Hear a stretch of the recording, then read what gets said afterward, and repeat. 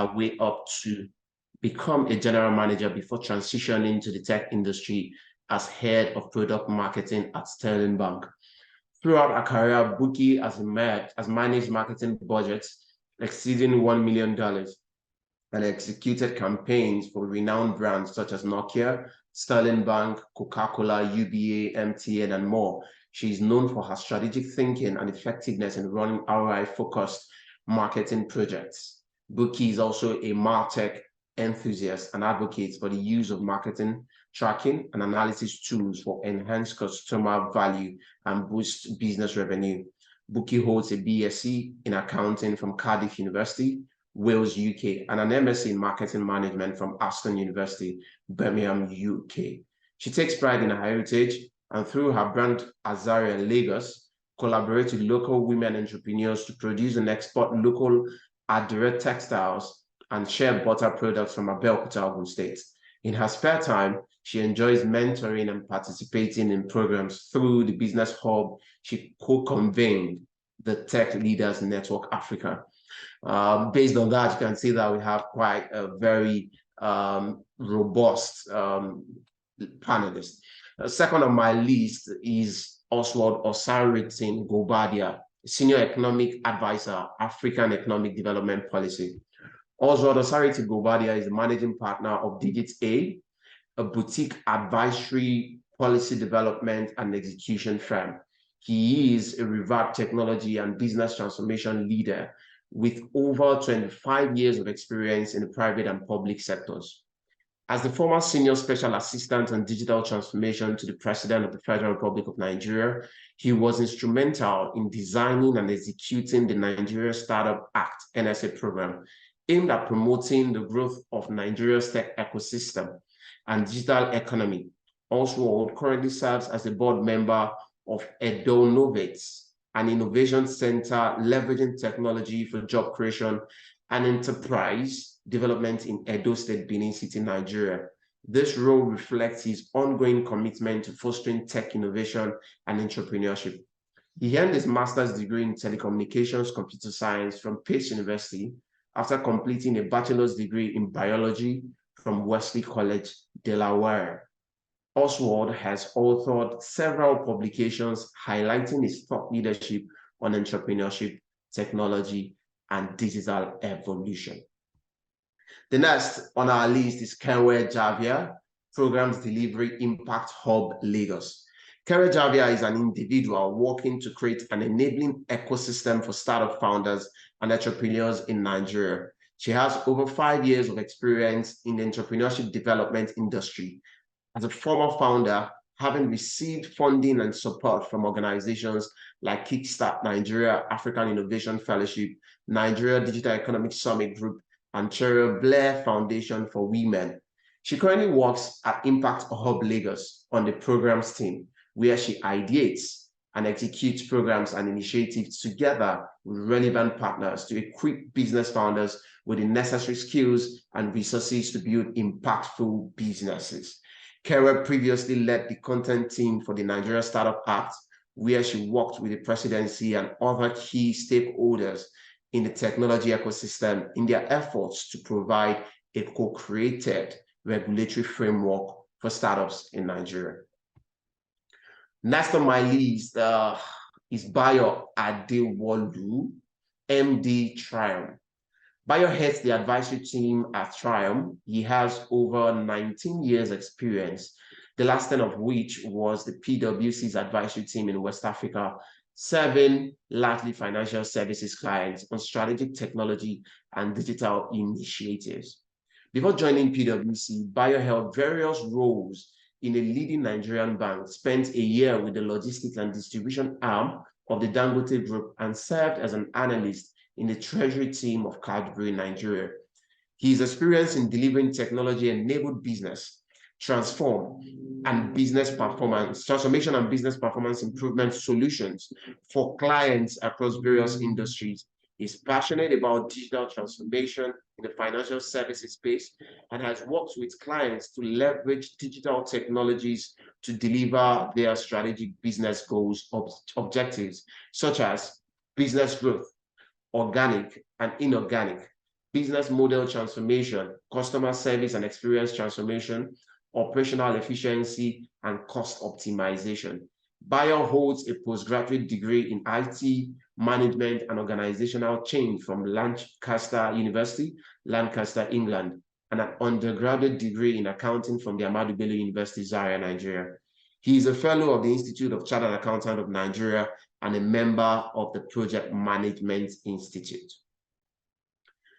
Last but definitely not the least is Tunji Andrews, CEO of Awaba. Tunji is a highly skilled economist, entrepreneur, and committed financial inclusion advocate on a mission to create dedicated financial offerings for Africa's undeserved informal sector. As an economist, he has over 15 years of experience in public and private sector roles across West Africa, including being senior special assistant to the Statistician General of Nigeria and consultant to the European Union under the EU Sophrogol project. He is currently CEO of Awaba, a digital pension platform for Africa's workforce, and recently launched PenPay, a digital micro pension remittance platform. I'll yield the mic to you, Ade. Please go ahead. Thank you very much, Samuel. I'd like to welcome all our panelists and our speakers, Oswald, Bayo, Uki, Kewe, and sorry, I'm seeing Oluwatoyin Mohammed. So welcome everyone. We're looking forward to a great session over the next hour and 51 minutes. But I'll briefly just take an introduction into the Startup Act and what I think are the key things that are relevant in terms of where we should go with startups and tech in Nigeria. Ogiba, slides, please.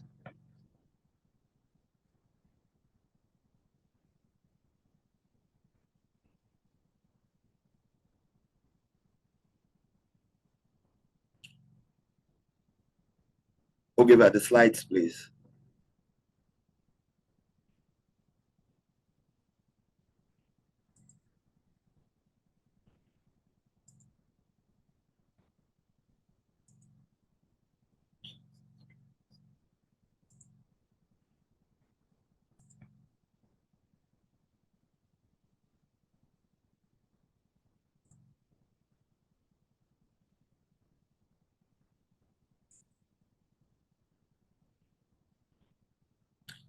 So the Nigerian Startup Act and Tech Investment is what we're looking at, exploring the possibilities. Next slide.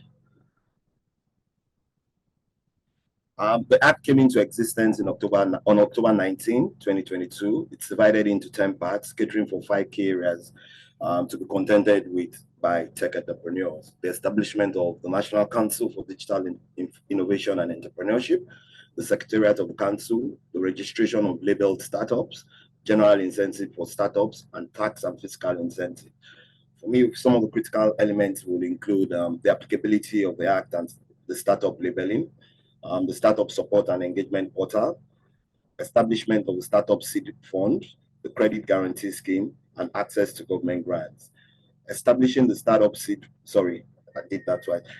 Incentives for labeled startups and investors, collaboration with relevant regulators and investment platforms, accelerator and incubator programs, cluster hubs, innovation parks, and technology development zones. Next slide, please.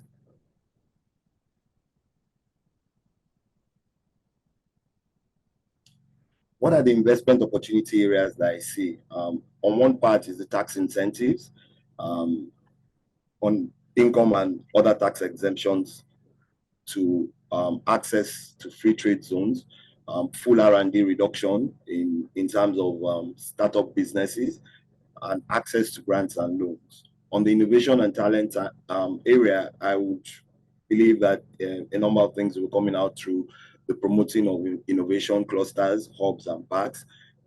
One great thing about intellectual property is that a number of people tend to not respect those with high intellectual capacity. So intellectual property assistance, giving for me, will be something in terms of trademarks and other things.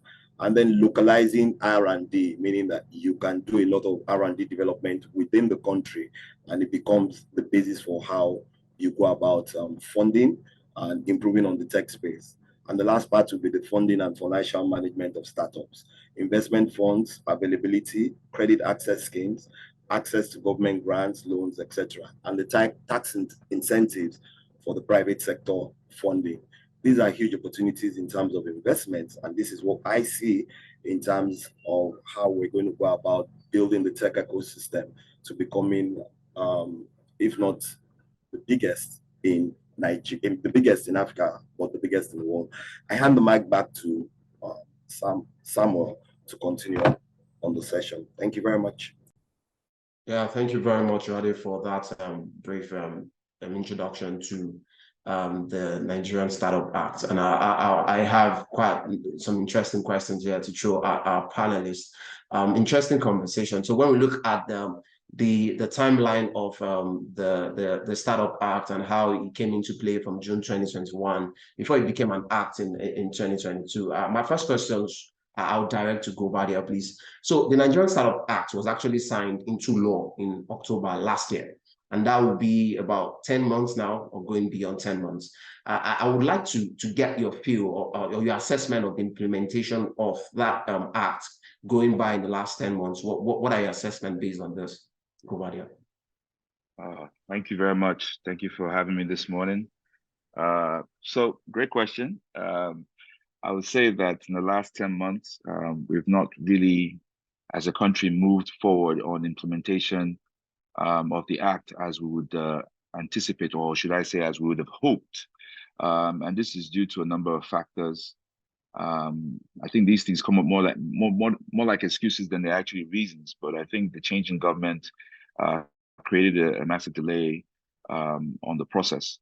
I think we've always said that, you know, there's a government that stays and there's a government that leaves. The hope was that the government that stays in the act itself, if you read it, is somewhat self-implementing. It gives direct instructions to the organization NIDA to do a number of activities that would drive the act into full implementation.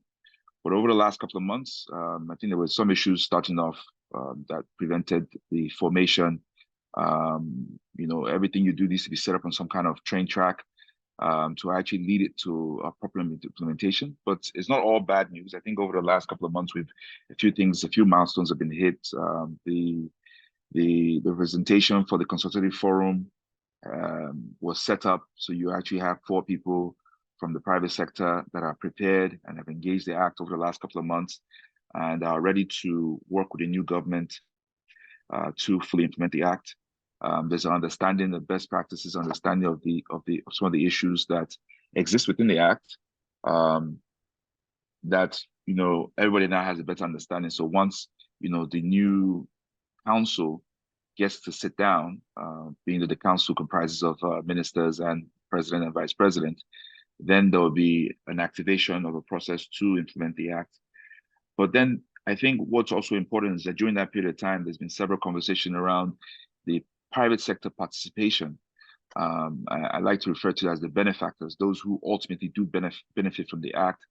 And I must, you know, commend this conversation we're having today, because that's actually part of the participation. That's part of what we all should be doing, having conversations like this and engaging, you know, members of government that we know that as it relates to the act, to ensure that that one, as a private sector participator and benefactor, you understand what the act intends to do. What I find is that there's a bit of non-understanding really being birthed from non-participation. So really not engaging the document, but engaging the document like you guys have here, and then understanding what it's trying to do, pick out what you find interesting within the act, and champion it, and then ultimately drive for participation in implementing of that portion of the act. If anybody reads the act, you will know that it's a bunch of seeds being planted in different places, and we need the best implementation for those provisions to ensure that the benefactors, you know, realize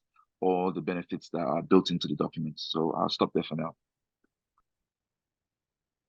Yeah, thank you very much, Gobadia, for that. But I'm staying still with you because you made some very interesting points about well, more or less excuses or reasons why we've not really seen so much implementation in terms of the Startup Act. But I think a very good place to start from an average person's point of view is, what do we call startup? Because I've seen a lot of definitions around what startup is, what's the definition of startup. You even check Google and you see some definitions around businesses done selling on motion or something like that. So we really need to know, by this Startup Act, what is the definition of startup for an average person. So I think that more or less informs us or equips us to know if we are part of this system, of this act is governing us as a businessman, for example. Then I can be able to, move forward doing going through the act. So what's the definition again? So that's a fantastic question. I think the definition of the act has been something a lot of people have so either been worried about or been very aggressive about, because we attempt in this document to define what a startup is in Nigeria, and somebody in the energy sector will go, "What do you mean? I'm a startup. I'm starting a company, right? So I'm a startup." And I'll start off with a bit of a confession. One of the things that drove this act and its focus, actually, I wouldn't say one, I'll say it's two things. One being the portfolio of the person who drove it, being me, and being that my portfolio was digital transformation and loaded digital transformation. And the second one was the desire to actually get it done. So we could easily have done a small business act, which, by the way, exists in the way of Sweden. But we also focused on a particular sector within the country, which we believe was a fast developing sector. And we have the unique opportunity to take a leading position in it, which is the digital economy. Because the barriers to entry are mostly things that we can manage, right? We don't need to bring $100 billion to buy equipment to actually take a leading position in the digital economy. So we took a focus on the digital economy. So that sort of brought it all together. And interestingly enough, in the bio of the very young lady that was introduced before me, you will see that it was mentioned tech enabled, right? So that's basically where we hinge the definition of a startup. And globally, also you said Google, globally, the word startup has been hijacked by the digital space. So a lot of times when you talk about startups, fast moving pace companies, you are thinking about digital innovation type companies and not necessarily in other sectors. So I cannot apologize for that, because that was not my doing. But ultimately, in this act, we took a focus to companies that are in the innovation space and tech enabled. So if you look at the act, I would say that would be provision 13. You will find that we also gave other definitions to companies we believe should participate in benefiting from this act.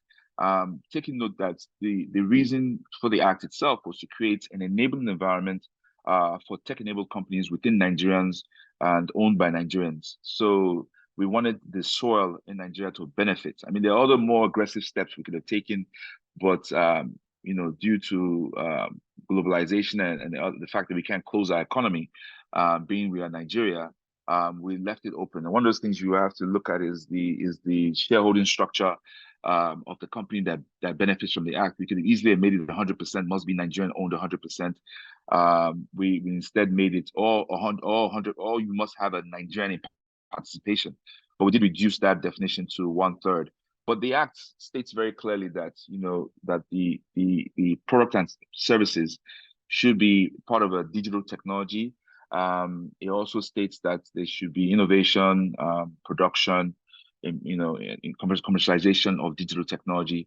So the definition is quite clear that the company that's involved should be enabled. Its products and services should be enabled by technology, and it's kind of sort of open, a bit there for a number of different kind of companies that do different things but use technology to do it, as opposed to hardcore app software driven company like providing insurance. That's definitely, over application and software. That's definitely, in the act. But there are other companies that may not be directly technology minded when you first think of them, but if at the core of it is driven by technology, then the act allows it. And I think these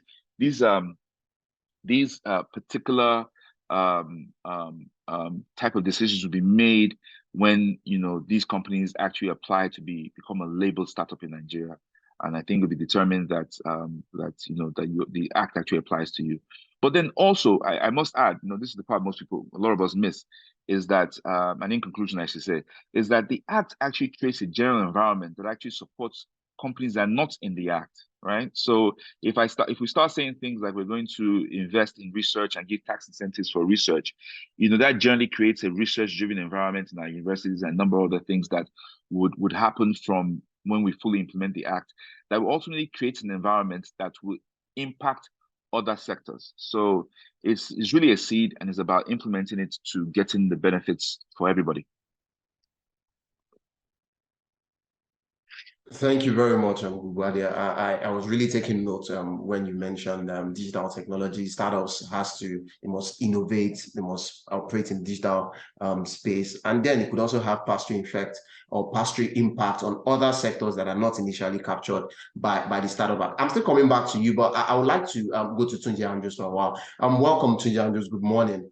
My question to you really is if you can be specific, right? If you can highlight some specific provisions within the Act that addresses regulatory barriers and red tape commonly faced by startups in Nigeria, because of course, business operations in Nigeria is always, we always have issues around red tape, always having barriers, operational barriers, regulatory barriers. So if you can just give us some specific highlights in that Act that addresses those regulatory barriers. Tunji. Hi, good morning, everyone. Thanks for having me. I think there are 5 points that I think that basically speak to me personally in terms of what the Act actually does. There is one, this is the promoting of entrepreneurship education, especially in schools. I've always felt that there was a need for it, especially in the country. And I was in Ghana recently, and I realized that even some of the universities, there's actually one that seems to be heavily focused on entrepreneurship, and it's a fantastic thing. Seeing the undergraduates, having creating startups while they're still in school. I actually mentor for one of them, so pretty interesting stuff. The second is providing access to mentorship. If you've ever started any startup at all, whether Nigeria or anywhere, you understand that is pretty critical. It's actually a very useful thing. Providing access to funding. I think this is one of the places where most entrepreneurs, might put their eyes to, because a lot of the funding that, goes to Nigerian startups as of today seems to come from outside. And the problem with that is that there is always missing the nuance of Nigeria, when you're trying to explain the peculiarities of the Nigerian environment to a foreign investor who has never been to Africa, talk less of being to Nigeria. So I think this creates a bit of a framework for enabling startups to be able to access funding, and exempting startups from certain regulations and taxes. This is critical because it's difficult to do a startup anywhere in the world. I mean, especially in Nigeria, it's you're basically running against the grind, and there's so many things that are built against you. So, just having to be able to give tax breaks, exemptions here and there will be very critical for a lot of startups. And I think the last one is streamlining the process as concerns registration. I think the ease of doing business has already started in this direction. And I think this just takes it to the next level in terms of, making it easy for Nigerian businesses to register in Nigeria. I did hear recently about a very notable ecosystem, I think CC Hub, that insisted on being fully registered in Nigeria. Most of the startups you see around you are usually top code. When I say top code, it means that the top company, the company that owns the entire infrastructure or the entire thing, basically is usually either registered in Delaware or some part of the European Union. that is not exactly ideal. So I think this helps to be able to have businesses register in Nigeria and at least be able to have those laws that can stand in the good stead for investors to at least look at Nigerian registered businesses and still want to invest in them. Thank you very much, Tunji, for that spot on analysis. I want to get to Kere, right? So Kere, if you can answer this question for us, right? So how does the Act, the Nigerian Startup Act, how does it align with international best practices for supporting startup ecosystems, and what lessons can we actually learn from these other countries' experiences, Kere? Yeah, great question. So first of all, thank you all for having me on this distinguished panel.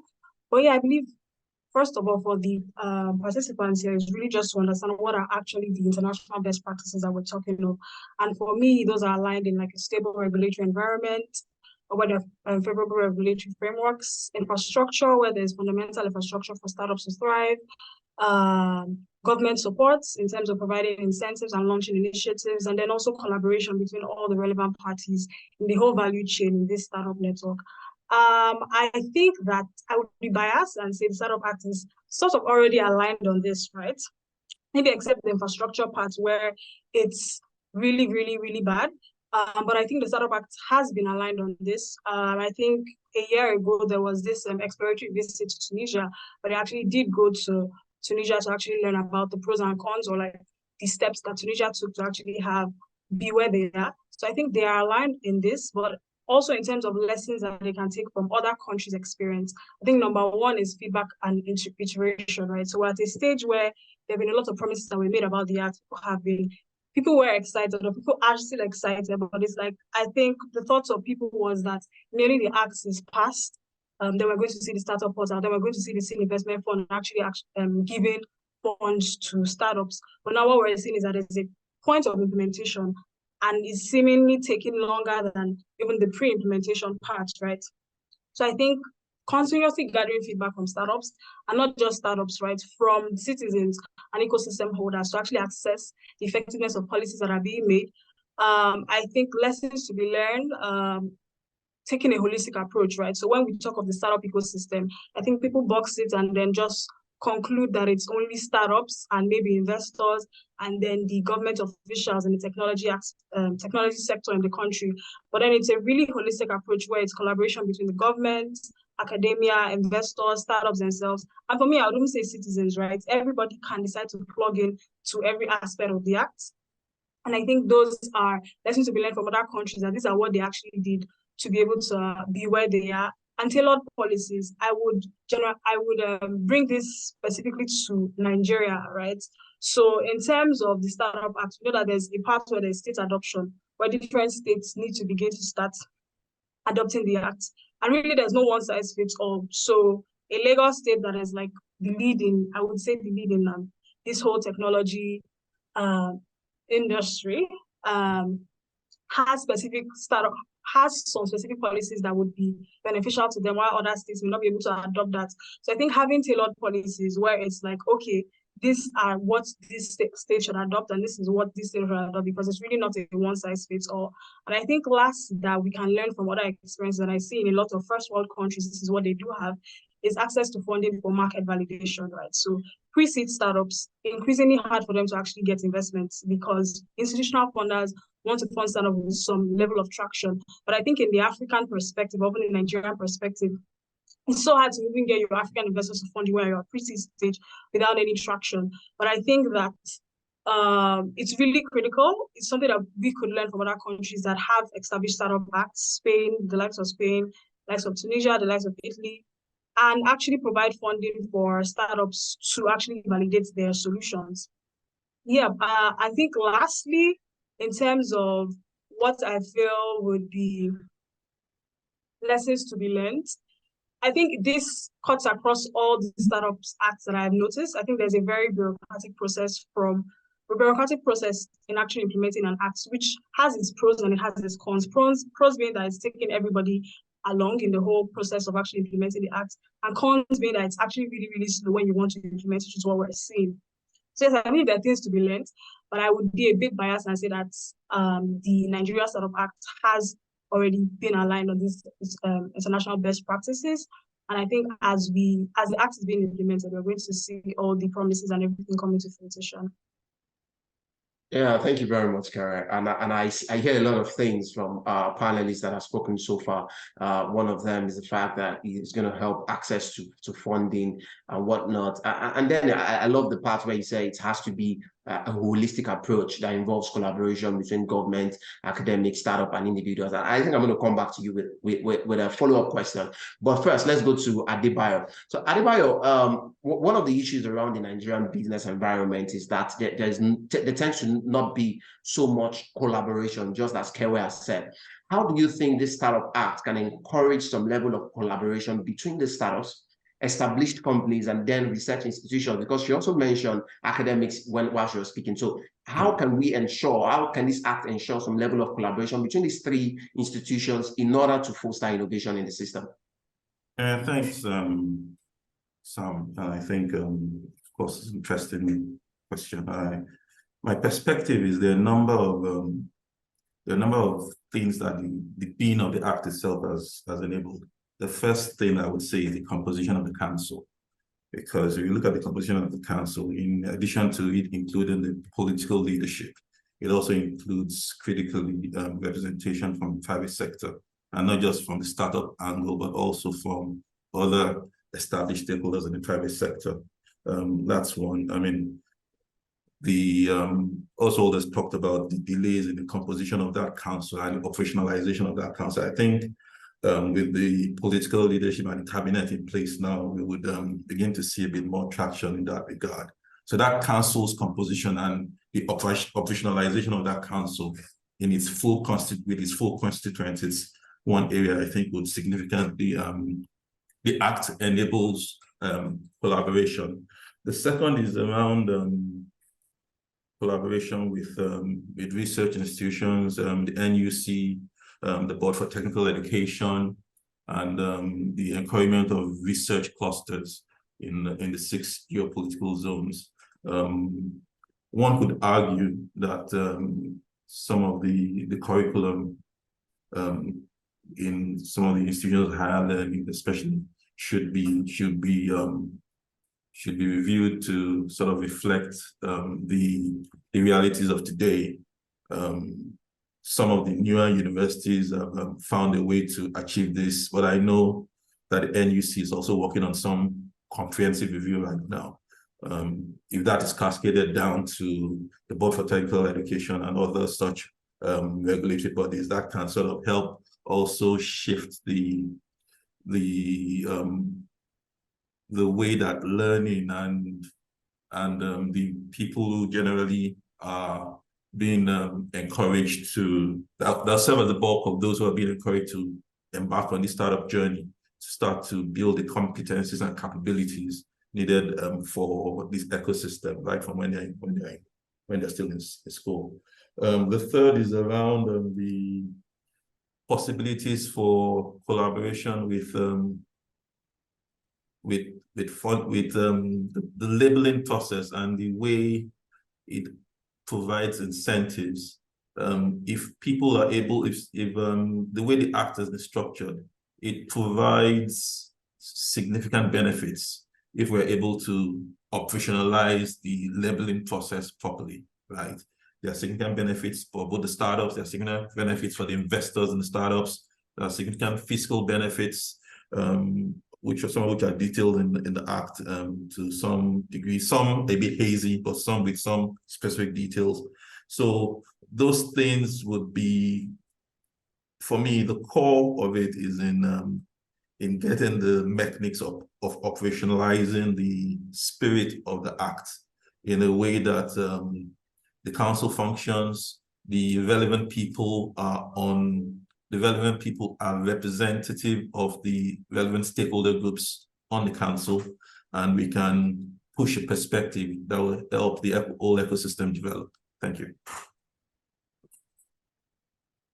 Thank you very much, Adebayo. I hear you there.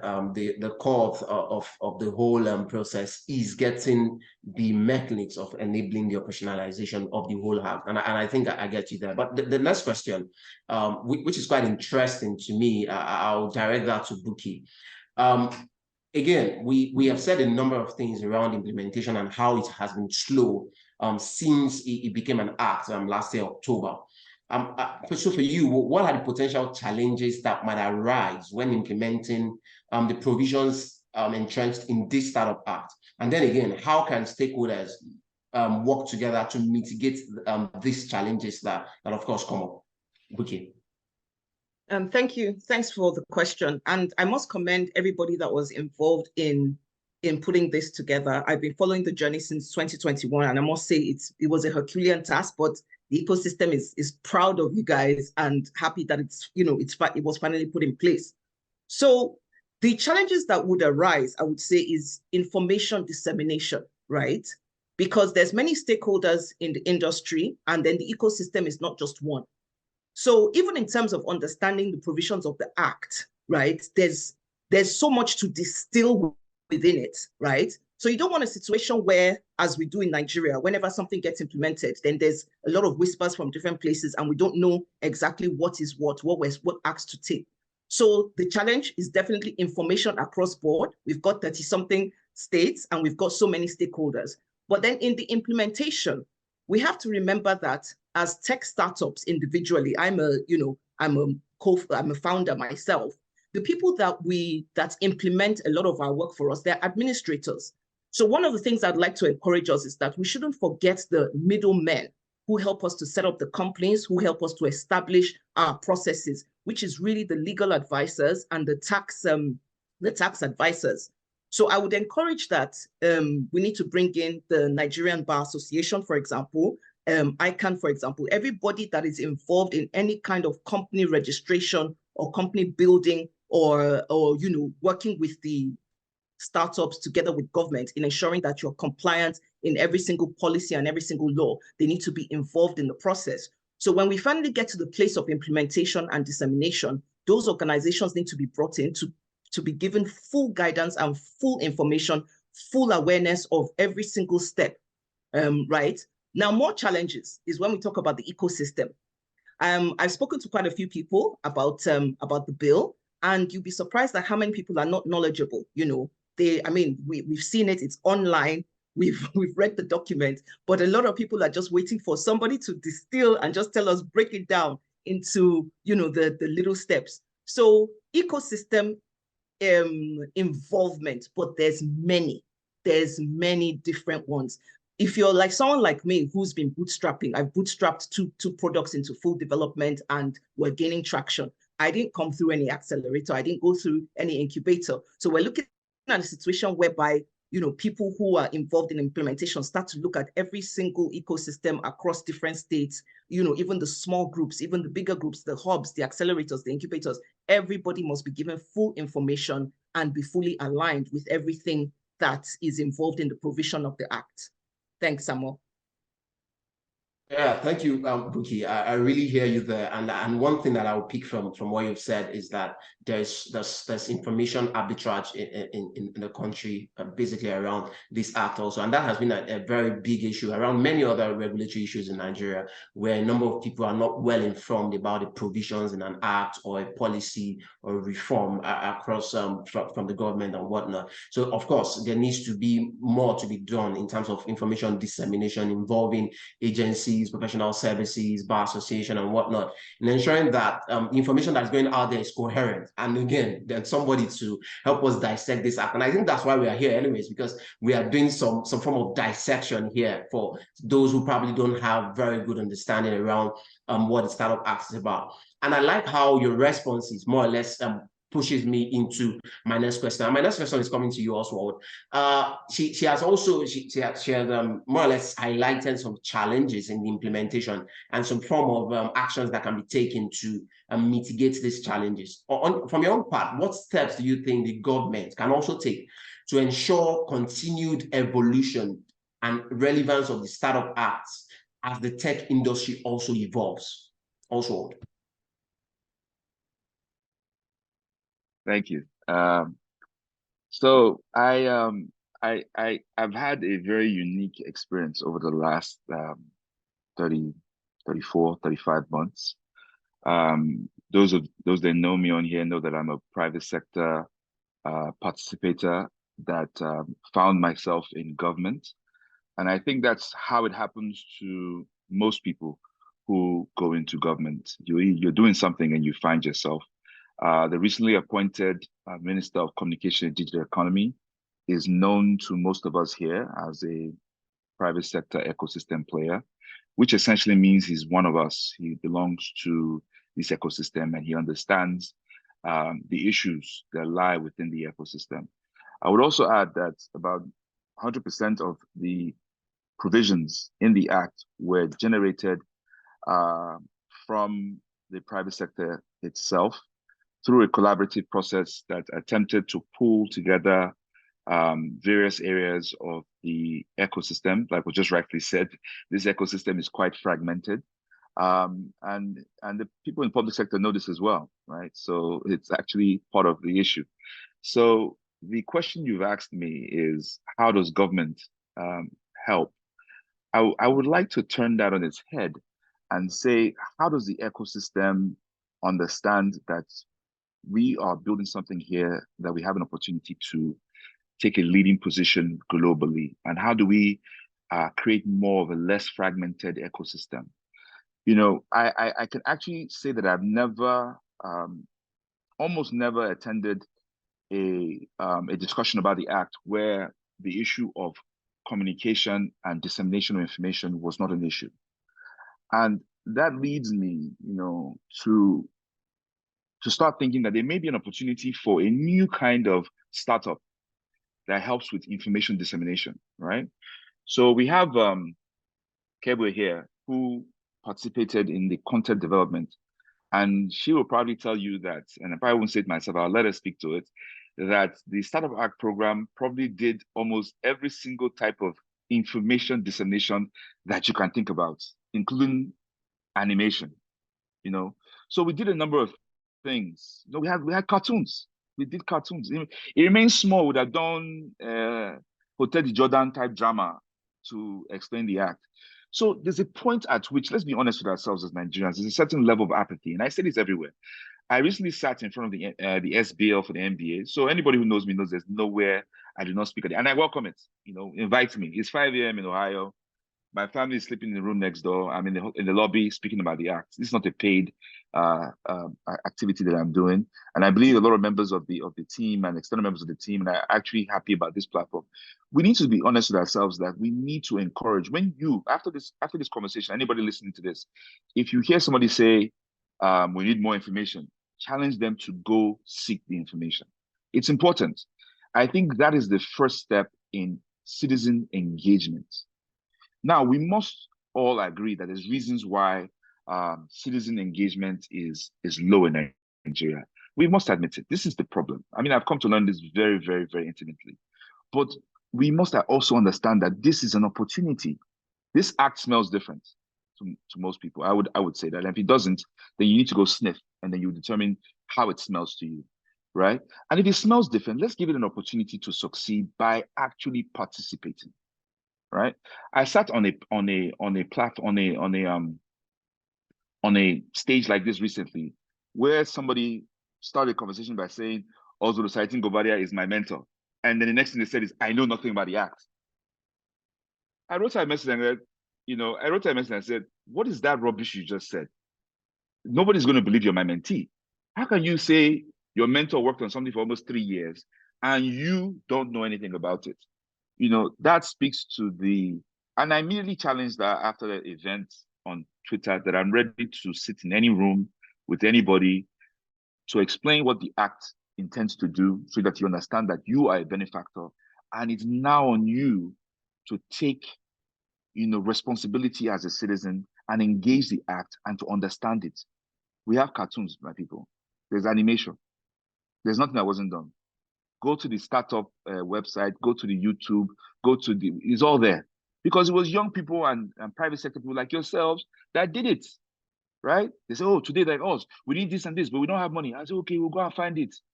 and next we're doing cartoon series, right? And I lie, we did do a Hotel de Jordan type drama, because if you look at the announcement for when the act was signed, it was dramatic. It was people in a room, they came in and say, hey, guess what, guys, the act has been signed. All your people. So we understand that the ecosystem is fragmented. That's what we should be spending our time, to be honest with you. Because after being a private agent, a secret agent for you guys in government, that's what I was. I was there for 30-something months. I'm now done. I'm back to my businesses. And I can tell you that in the public sector, there's a desire to listen. It doesn't seem like it, but I would tell you that our fragmentation is the problem. Because what tends to happen is that there are a lot of brilliant ideas. You have a brilliant idea, and this talk, all 8 of us here all have brilliant ideas. And then that becomes a proximity battle, as in who knows Oswald the best, or who knows the new minister the best. Then it will now become that one idea is what goes to the minister. And the idea may not be very well cooked because it came from a fragmented side of the ecosystem. We have to tell ourselves the truth. And I will speak this truth anywhere, right? It is us, right? Because people who enter government, they're Nigerians, they're citizens as well. I'm not going to sit here and say there are not bad behaviors that happen in government. There are. But some of those bad behaviors are encouraged by private citizens who are coming from a very fragmented perspective and taking the solutions in a very fragmented way, as opposed to a collaborative approach, which was the attempt here. And, if you study closely the Nigerian startup process, it was one of the things that makes it smell different. It was the attempt for collaboration, right? We call it the big tent approach, where we reached out to even pastors and imams, right? We had rooms full of different kinds of people. We went to different geopolitical areas to try to, circulate the bill for their involvement. And I think as was just recently mentioned, there's also the idea of the state adoption, which is a process that is seeking funding right now, but ultimately intends to have the bill implemented at the exact point where it meets you, because there's no such place as federal government, right? Most of the impact that happens to your business happens at the state level. That's a whole other project that also needs your participation. But, yes, we can answer from today to tomorrow. I can give you a very smart answer. Yes, government needs to create more policies and da da da. The truth of the matter is that one of the key ways for us to really make impact and really derive the benefits of this is to start to collaborate as an ecosystem, understanding that it's to all of our benefits. Most of the issues that happen within the ecosystem, most of the issues that the bill intends to solve are problems that impact all of us, right? If you read the act very slowly and go for understanding, you see that, oh yeah, this affected me last week. If you look at just things like, Tunji mentioned just ease of registration. And if you look at if you read the Startup Act and then read the Ease of Doing Business Act, you may fall over in glee, just thinking about what would happen if this is implemented. There's a provision I was approached and said, oh, what do you think about the Ease of Doing Business Act? Is it counter to the Nigerian Startup Act? I'm like, no, it complements each other, and that is part of the problem. It almost seems like it had to be counter. No, it wasn't. I actually helped with that process, right? Because if you read those two documents together, there's one provision in the Ease of Doing Business Act that everybody should be aware of. That provision clearly states that if you submit a request for something to government and it's not approved by a certain time, it is automatically approved. Mind-blowing. Mind-blowing. So if you take that, right, and attach it to the engagement framework within the Act, which speaks to a portal. So you are sitting in Kaduna and you want to do something in CAC, you want to do something in patents, you want to do something in 5 other places. I just want to mention this early morning. And you sit at your desk from a portal and you make all those applications. The Ease of Doing Business Act now escalates the total impact of it getting approved. We're close to getting somewhere, and it will need all of us understanding in the very first place what these documents intend to do for us, so we can drive it. I'm sure that in this room there are proximity to the ministers that can help. So if we sit together and say, okay, this is what we're trying to achieve, this is what we must do, and then we now use our social capital to get it done, I believe we'll get further. Right. Thank you very much, also. I would say, wow. really mind-blowing, that which you have given us here. And I hear you right here. You've said quite a number of things. And one of the things that really stick for me is the fact that the ecosystem really needs to collaborate and be more involved. I even hear where you said, read the Startup Act very slowly, and then you see some of those things that really affect your businesses and then your startup. You also said go seek the information. So as much as we want to say that there is information asymmetry in the country with the Startup Act, we also need to do our own part by going to seek that information. And on that note, I'm really telling all our audience here, if you have someone who you think would find the information that is coming out of this webinar informative and helpful, I think you should send them the link to register and join right now, because there's a lot of information that is going out here. And then around this whole information asymmetry and the fact that we don't go to seek information and then it affects our business, one of the main issues that has been happening in the Nigerian ecosystem as a whole, and then in particular in the tech sector, is a massive exodus of people, brain drain. And that's why my next question is coming to you, Tunji Andrews. Because, I think last year, 2 years ago, we had a massive exodus of resignation. And I think some organizations, especially tech firms, right now have still not recovered from that mass exodus. As a simple way to put it, how can this Startup Act help in retaining our local talents and then preventing this massive brain drain, ultimately benefiting the growth of the Nigerian tech ecosystem? Tunji. So to begin with, I'm not really against brain drain, if that's what we want to call it. If people feel that they need to move on to different environments to be able to access better whatever it is, then all the better. What I think needs to, two things that need to be focused on is the first part is that we need the conveyor belt of talents to continue to be working seamlessly. And that is part of what the Act itself speaks to in terms of training from the university level and also effective mentorship, so that we always have ready hands to be able to take over. We have quite a large labor force. Only about 9 million of them are working in formal employment as of today. So we have about maybe 60 to 70 million people who are doing all sorts of gig work and who can fill this position. So it's the hands to fill are there. It's just that they might not be skilled enough to get in. So I think that the Startup Act itself fixes that. But I think the second thing I would say is there is a narrative. And the narrative says if you have the opportunity to escape Nigeria, forgive me, then do it. And there isn't a counter narrative as of today to speak to why people should stay. And that is possibly one of the things that the Act itself will be doing in terms of, just highlighting the winners. Today, we have companies like Flutterwave who are about to go IPO. We have companies like Paystack who have exited. We have some, significant companies who have done very well in the ecosystem. So I think what we need to be able to see is winners who stay. Winners who stay will give a reason for more people to want to stay. A lot of the people who are trying to leave don't even know why they are leaving to begin with. They just believe when they cross over the water, by the time they just get there, life will just shine bright and give them a whole new beginning. But I think what needs to be put in perspective really for us as an ecosystem is that there's nothing wrong with them going. I think in fact we should, if they're going, we should wave them by so that they can come back when they want to come back with ease.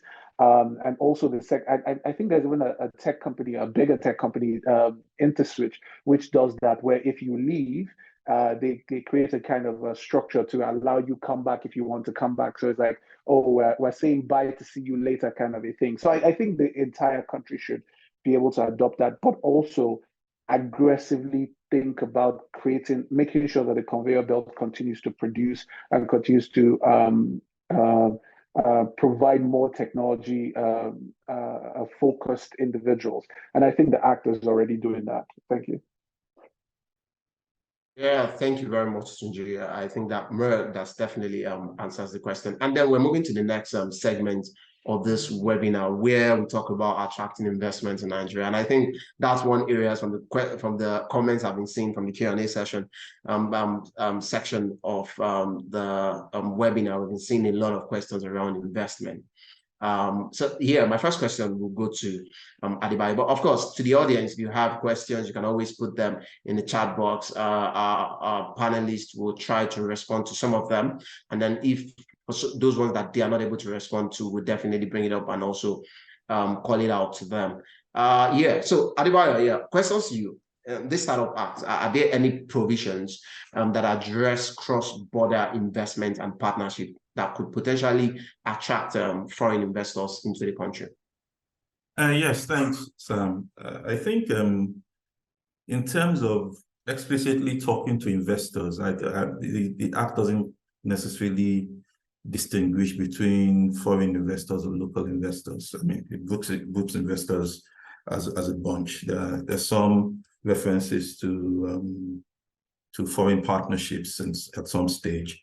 But for investors broadly, I think the most exciting thing I see is around the fiscal benefits. I mean, people may not recognize this, but as part of the investing process, something that investors typically, whether you're an individual or you're a venture capital business or you're a private equity business, well, for startups, we're more in the realm of individuals, VCs, and maybe accelerators and incubators, and maybe some types of Ps.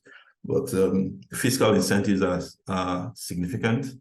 Operationalizing that as always will be the kicker. So that's one. So there's an investment tax credit of 30%. There's also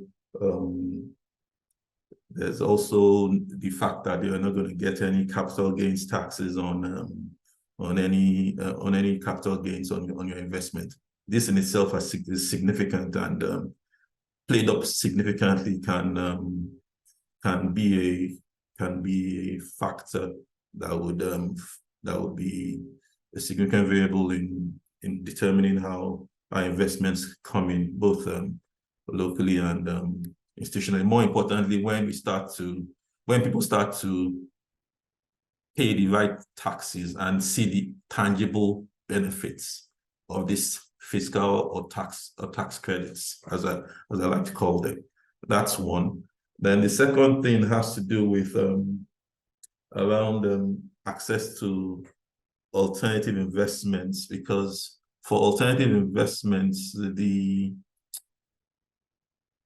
how would I put it now? The objective is to have people who would normally who have the risk appetite for something, but don't have a structured way to get into it in a way that gives them comfort, right? So if those people are paying taxes and they see that the taxes they pay can be reduced if they invest in startups, whether they're Nigerian or foreign, then I think that'll be something interesting, and that's something the Act explicitly makes provision for. There's also collaborations with NOTAP.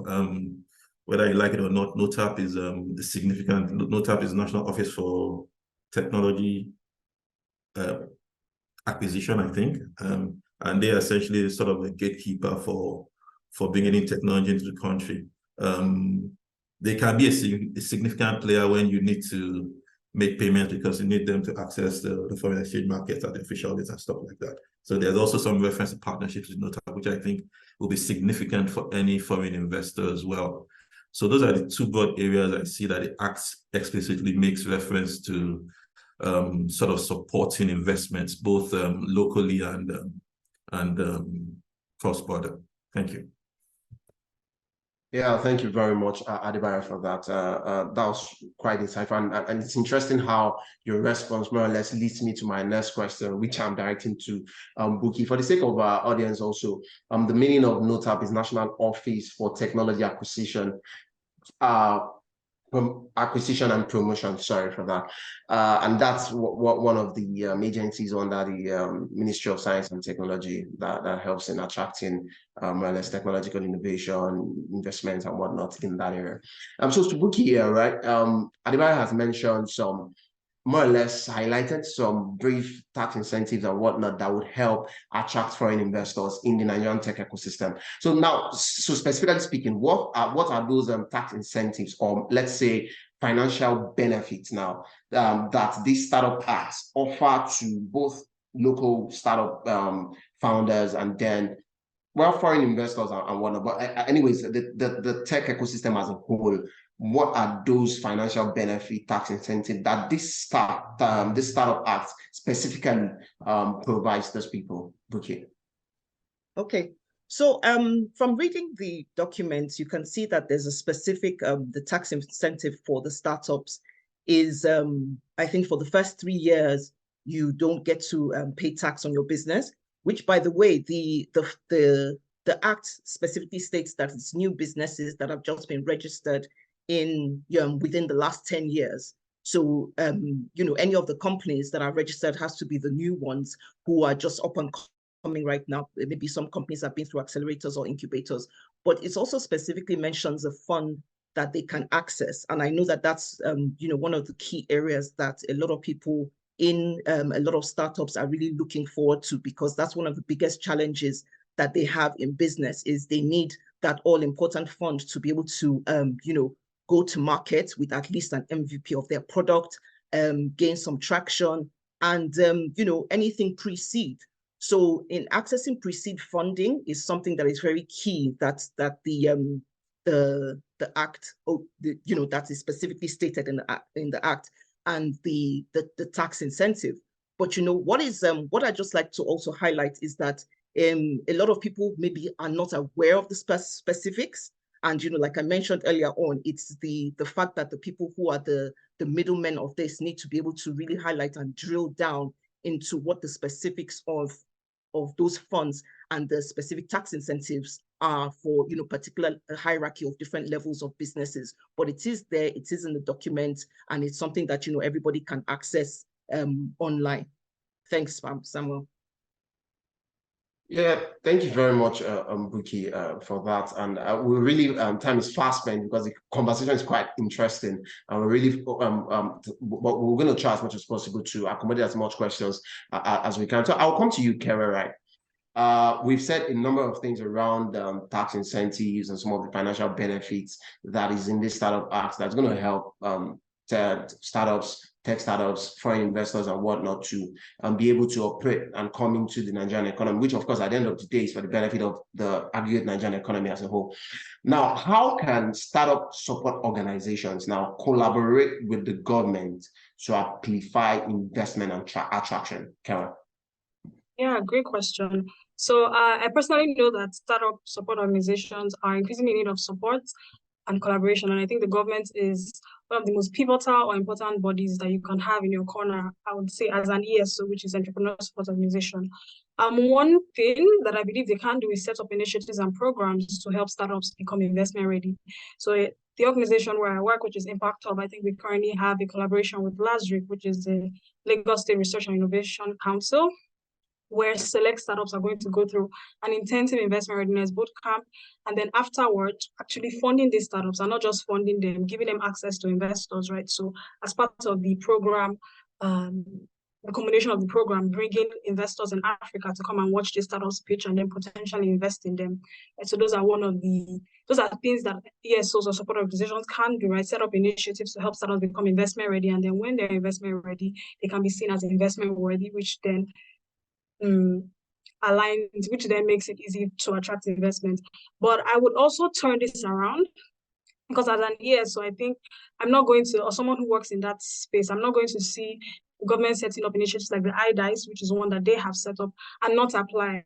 So the major problem isn't really the startup support organization not being able to collaborate. It's more of access. So as a startup organization, how do I actually have access to government to be able to collaborate on these initiatives?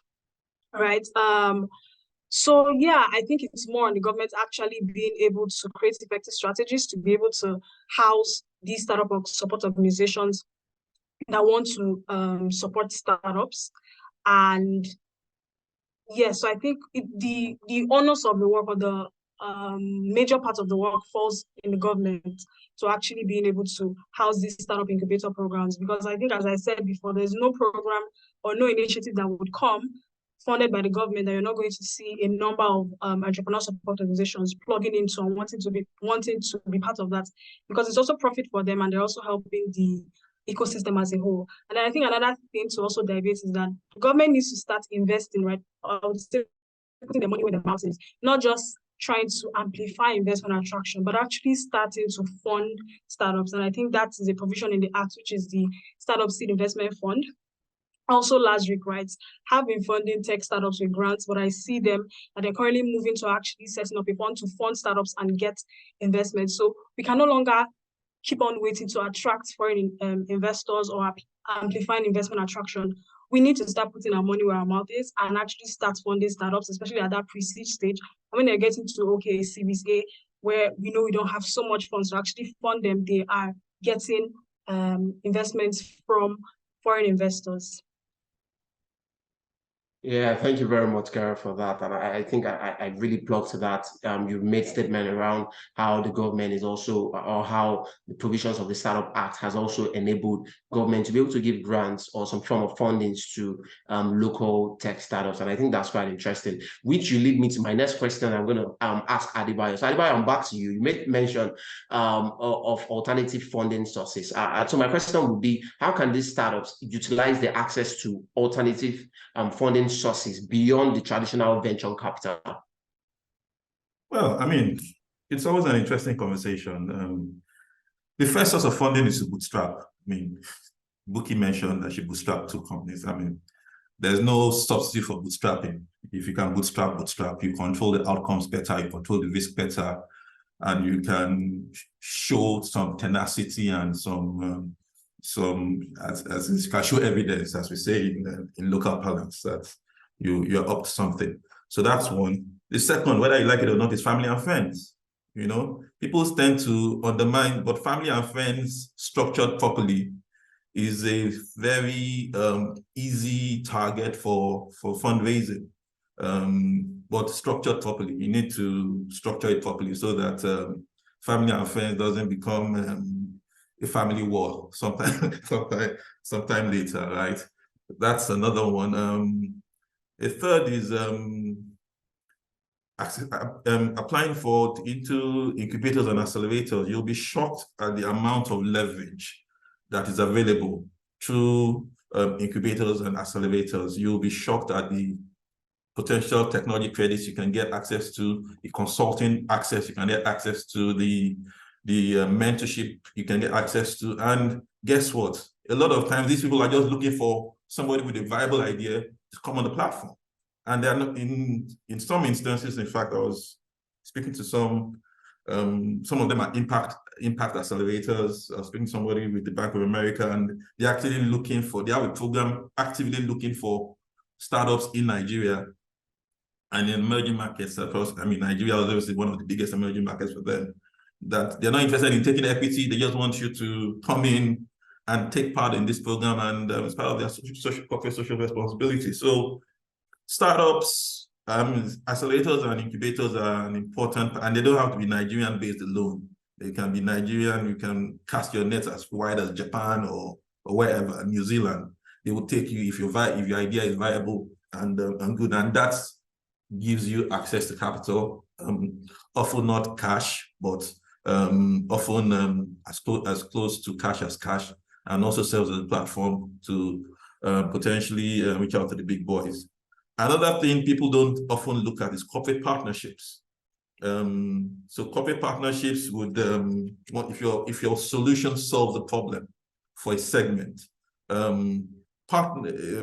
are opportunities to partner with the leaders in that segment, and they'll pay you to use your solution. So you don't necessarily need to raise capital to do that. And lastly is grants. There are grants The NSI just had their innovation grant earlier this year. Fantastic turnout. If your proposition is viable, apply for grants as well.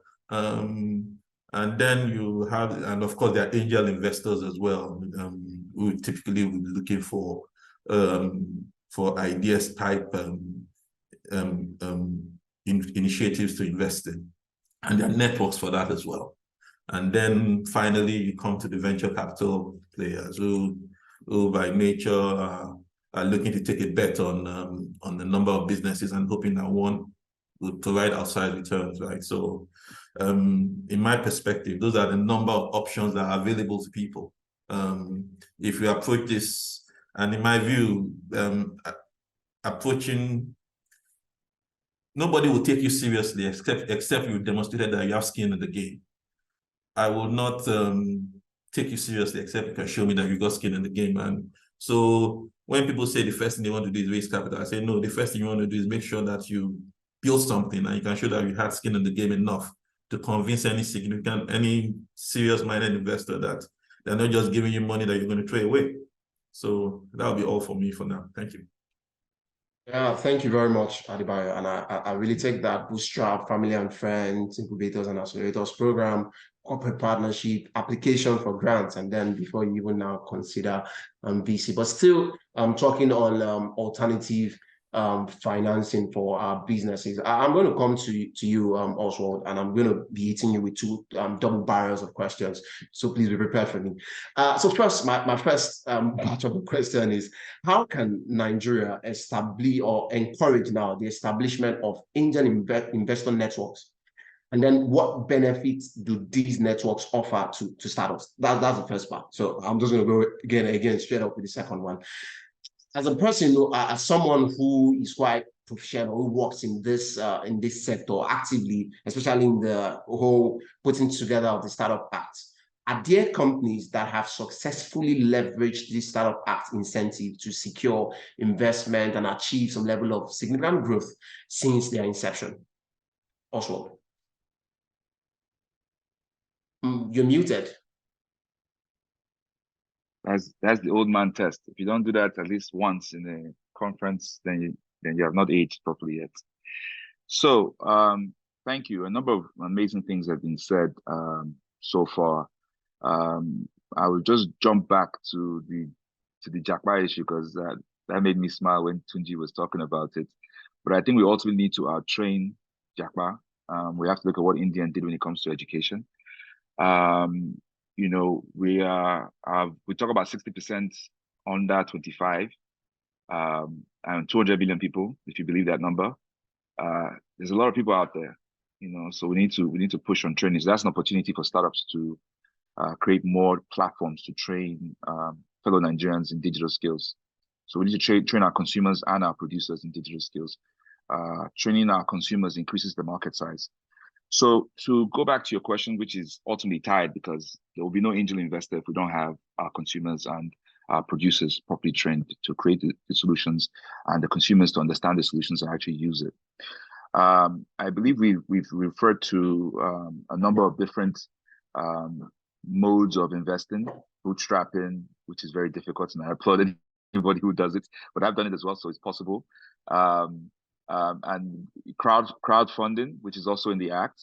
Somebody asked the question about, you know, where's the money? And if you read the Act, you will see the entire Act, you know, may not state it directly, is positioned to enable you become that company that can get funding. If you look at one of the issues that arose during the development of the Act was domiciliation of the company. And, you know, it was said earlier, I think Tunji said top, I've actually never heard that before, a top org or something like that. You know, why do you think a lot of these companies are domiciliated in Delaware, for instance? Is because of two things. One of them being case law, the existence of case law, and the other one is a strong IP and trademark regiment. So if I'm going to give you $20 million, I may not trust your environment, and I may want to bring you somewhere that I know there's a case law that supports the activities that you're doing and supports my money going into your company. So the Act actually plants a seed with, you know, with helping to build these areas, because that's what we have to do. So, you know, where you make a mistake in policy development is sometimes putting the cart before the horse. So we could easily have said anybody who benefits from this act must be domiciliated in Nigeria.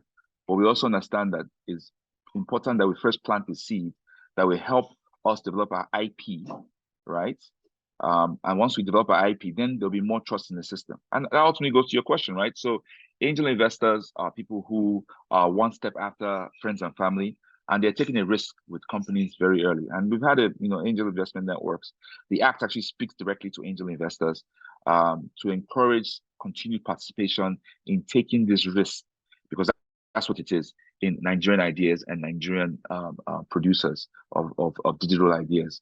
So it's about continuing to create policy that helps, but we must, when we're trying to solve problems, I try not to go right to where you feel the pain, because any doctor will tell you where you feel the pain is just a symptom.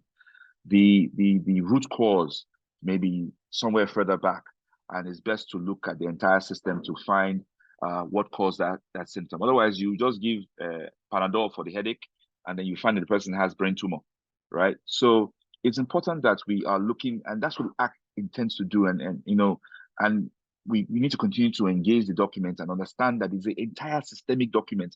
Every single provision is part of building something that helps the entire ecosystem, bit by bit, little by bit, touches NUC, touches IP, touches credit schemes, touches crowdfunding, touches tax incentives for investors, touches tax incentives for angel investors, touches incentivizes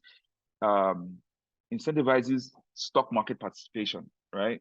So you get excited, oh, we sold this company for XYZ. I would argue that it's better for the Nigerian economy if that company first went to the Nigerian Stock Exchange before it was sold, because that will be a broad participation of citizens who have bought 10 naira, 100 naira, 1,000 naira of those shares, right? So it is a systemic approach to solving the problem.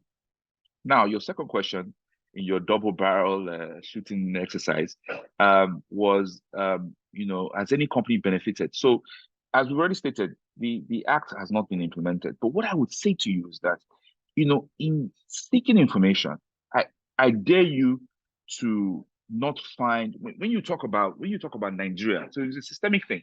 When you talk about Nigeria, anybody who's done business in Nigeria, like I've done, I'm close to 2 decades in Nigeria doing business. And I can tell you that it's very difficult. And some of it is not because of anything you've done, but some of it is just perception. So imagine trying to establish a letter of credit. A Nigerian letter of credit is not a letter of credit. There's no credit in it. It's cash backed.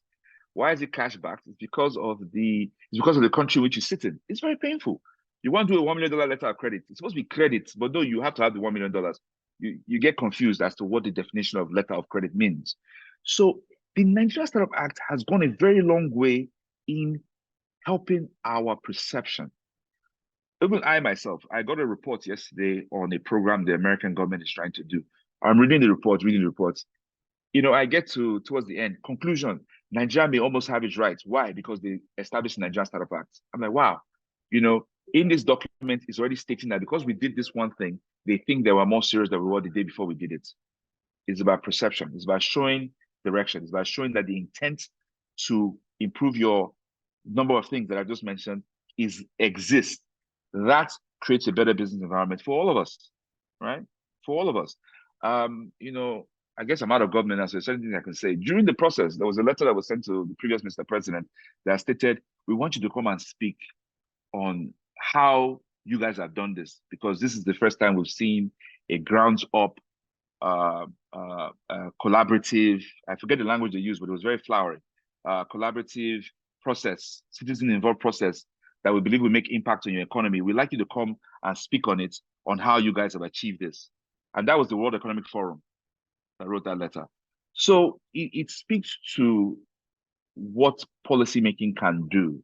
And I've previously stated what's now left is for us to engage the document, understand what exactly is in this document that everybody else around the world, and I don't speak that, I'm not throwing that out there just for color. It is a fact. There's a lot of interest globally in what we've done here. And it's for us internally to look at it and say, okay, what are these people talking about? What do we have here? And how do we ensure that is properly implemented, so that, you know, a year from now, we can now say X number of companies. And that's one of the reasons we have a portal, because we want to be able to keep stats. If I ask you today, how many startups are there in Nigeria? I have given, I've not kept track, which is part of the problem. I've given a number of speeches over the last 34 months, and I can tell you each of those speeches has a different number. I know, I laugh, because I have a document that has the speeches. Every time I want to write a new speech, I say, okay, what points do I want to reuse? And I've seen it for a fact that on one place it says 400, on that place it says 2,000, on that place it says 1,300. We don't know how many startups are in Nigeria. So how do we start to solve a problem when we don't even know who our customers are? Granted, the approach is to say the entire Nigeria is the customer base, but we should know how many companies we have that are in the startup space. We don't have that number. So it is important that we look at it, and we create a portal that captures this data to make sure that our solutions are data-driven. Yeah, thank you very much also for that. I'm coming to you, Tunji, and in the same line with understanding how investment can come into the tech startup ecosystem. And what role does venture capital play in the Nigerian tech investment landscape? And how can the ecosystem stimulate increased VC funding? So, Tunji. So I'll go at it from this perspective. There are a few things that we need to understand about this business VC relationship. And I think I'll start the question from the back. So I'll start with what the ecosystem can do, so that we'll be able to understand what role VCs play. Usually, in terms of trying to build a business, you need capital somewhere along the line. And this need for capital is not new. It's always been there. The first set of businesses in the world used it. So in the real sense, the same way you go to a bank and you see your bank as a service provider in terms of providing capital for you to be able to expand your business, is the same way you look at a venture capital in the prospect of them providing money for you to be able to expand your business. In the types of getting capital, I think they are pretty much probably one of the most expensive ways to be able to get capital, because if you get a loan, it is tied at a certain amount and then you pay it back. A VC will give you cash for equity in your business, and sometimes might ask for a board seat, might ask for some sort of administrative control, or at least oversight over your business. So it's a very it's not a decision you take lightly, which of course is where the ecosystem and of course the Startup Bill comes into, the Startup Act comes into place, because it needs to be able to create that straight line framework to be able to protect both businesses and venture capitals in terms of that relationship of investing. So we've seen issues in the ecosystem of bad VCs, and we've also seen issues in the ecosystem of bad founders. The ecosystem needs to be able to create a self-policing mechanism to be able to protect both founders and VCs, and that will stimulate more VC investment. But then it comes to a simple conversation. Every founder needs to understand that a VC is no different in the real sense than a vendor. You pick the right kind of VC for you just the same way you pick the right kind of vendor. You get capital because you have a business that will scale, and you just need that added fuel to be able to boost it. So when you're approaching the VC, you're not approaching the VC cap in hand, you're approaching the VC with value, looking to be able to meet the value that the VC has, and then you guys can come together and create magic. And of course, that is the role of the VC in the ecosystem. They provide capital as a vendor of capital. But I think the bigger part is really in that place of what the ecosystem can do. I think there needs to be adequate policing. When we've been around for a little over 2 years, somebody tried to buy 40% of the company for $40,000 when we started, and wanted to pay the $40,000 in 2 tranches, so $20,000 and then $20,000 a year after. I mean, that's his valuation really. So you can't blame him. But in the real sense of the way this thing works, those are bad practices, because you know that business is not going to be able to do anything. So the real role of not just the act, but ecosystem practitioners, I think there needs to be more collaboration in seeing that we're able to police that relationship, so that it's not just us seeing in newspapers and blogs on announcements of, oh, this company has just raised this, but to be able to protect if those deals go bad, because many of them have gone bad, they just never come to the line. And that also tends to spoil future references for VCs. There's one particular one I know where one of the big VCs invested about $4 million in a company. And as of today, they've pretty much washed their hands off Nigeria, because they felt everything was right. The story was right. The founder looked right. The bank balances look right. And almost 2-3 years after, the business has really done nothing. So it's not so much as getting the VC funding, is to make sure that the VC funding continues to happen. And I think that policing in terms of the ecosystem is very crucial to what we can do. Thank you very much, Tunji, for that. Ensuring that we do right also by the VCs, as well as the VCs doing right by us. The last question for this segment, I'll take that to Buki. Our time is really fast spent.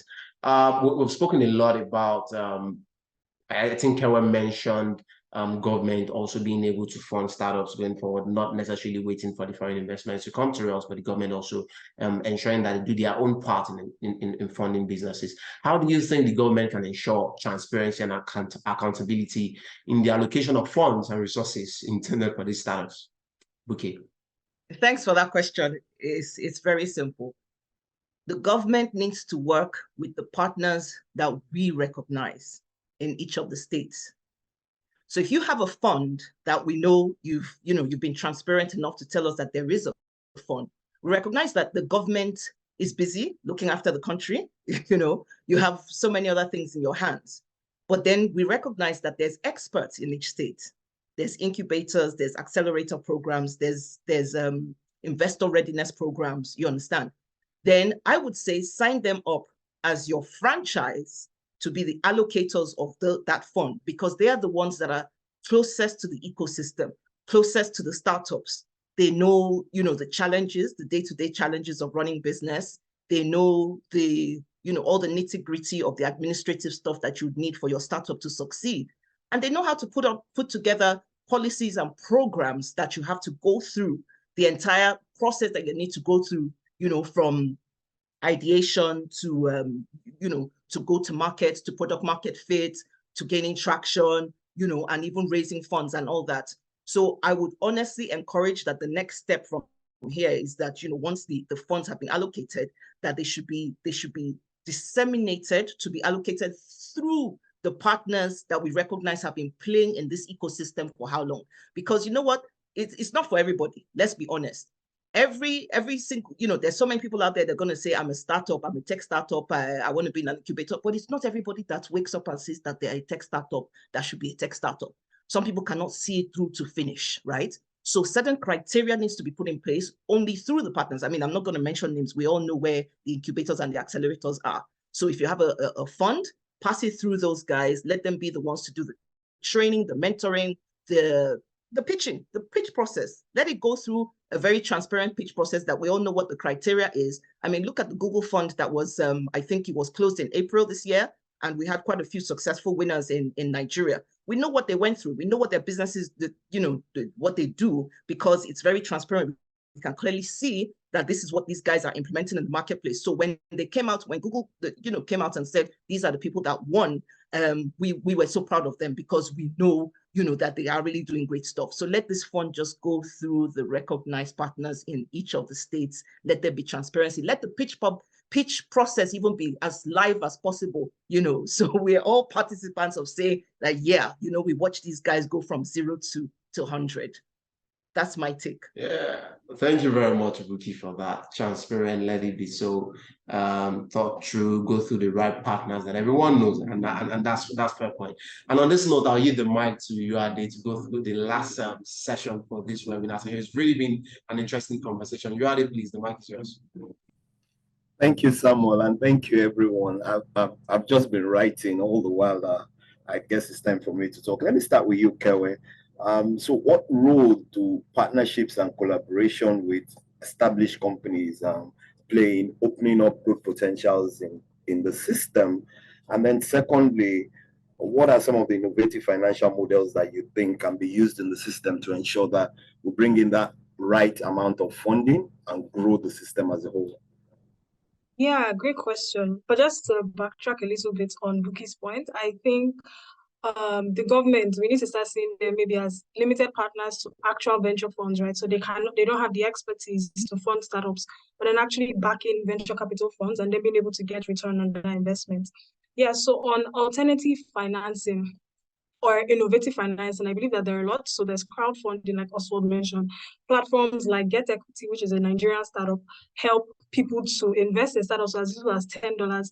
While I personally don't believe in that model as of now, is because of, and why it may not also be so favorable to some startups, is I think is the amount of work that would go to actually manage the investors that you eventually have. So I'm very critical of crowdfunding, but I think it's also useful to get investments as a startup founder. I also say venture debt.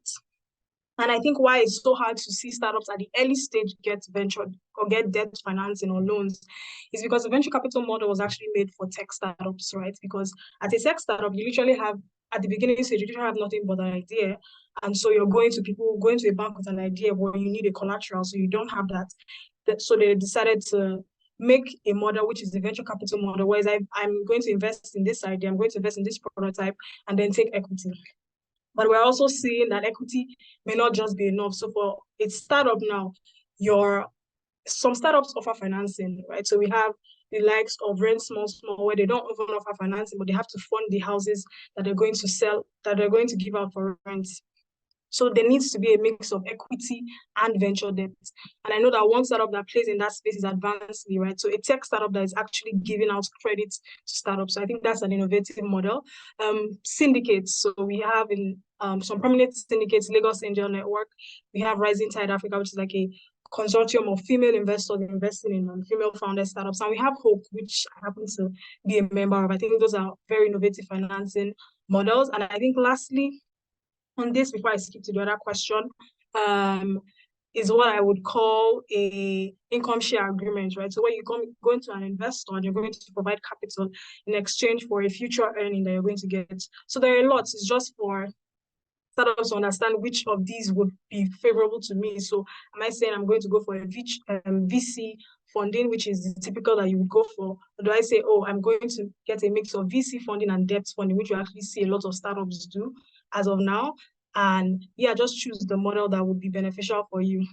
And I think to your second question, what role do partnerships and collaborations with established companies play? I think a very big role that we sort of undermine. So in terms of the startups that I do come across, you'll be shocked at how much their growth is hinged on actually partnering with organizations. So we have fintechs, for example. People just feel fintechs build solutions and then they're able to magically transfer money. Now, at the back end of that, they need to partner with a banking as a service partner, or they need to partner with actual banks to be able to make that process seamless, to make that process work, right? So even our that we have Tunji here, they need to partner with with pension managers, and I believe that they partner with Stanbic IBTC. So you'll be shocked as a startup, you actually need to partner with these established organizations to be able to deliver your products, and not just deliver your product well. So yes, I also think that that's why we're seeing, it seems like fintech is just the shiny sector, because it's so easy for them, or they've been able to crack that code, right? It's so easy for them to actually partner with banks and partner with other institutions that they need to deliver their startups, as opposed to those in the agri-tech where it's maybe a little bit hectic, and those in those other value chains. So it's actually more critical than we think it is. And then also, companies like, let's say, Google for Startups, Visa have set up like Visa FinTech Accelerator. We have AWS. So in terms of that partnership, right, I think there's two types of partnership. Partnership to deliver your product, which is needed, because if you don't do it, then your product is just a website, right? You cannot actually deliver on it. And there's partnership for business growth, which is done by the likes of Google for Startups, Visa, FinTech Accelerator, or even AWS, where you can go through an accelerator program and take your business from like a 0 to 100, where they provide financing. I believe Google for Startups provides about 120K equity-free financing. And I think those are things that startups should take into consideration, right? And those are effective partnerships or collaborations that can help their growth. And I think lastly, right, even partnerships for potential exits. Because when an investor is looking at a startup, all they're thinking of is how I'm going to exit, right? How am I going to exit the startup? So when you partner with some specific companies like a Google, I know of certain companies that Google has acquired that just stayed in stealth mode, right? So this company was under them and stayed in stealth mode, and they saw that this was a very huge potential, and then they acquired it. That is a growth, right? So I think there are different kind of partnerships, and it's really, really important for startups to understand which they want to play, which they want to tap into. So partnerships for growth, partnerships for actually delivering your product, and then maybe partnerships for exits. Thank you very much, Kewe. Tunji, I'll come to you. Since Kewe mentioned you, and I have two questions for you. Sorry, I'm putting you on the spot. So, what metrics of indicators can be used, to measure progress? Because that's one thing we tend not to monitor as we grow. You mentioned something earlier on about someone trying to pay 40,000 for your business, and he was looking at 20,000 every year. And then the second one will be, what ways can business harness digital technologies to expand their reach, streamlining their operations, and then tap into new customer base, like I think you've done?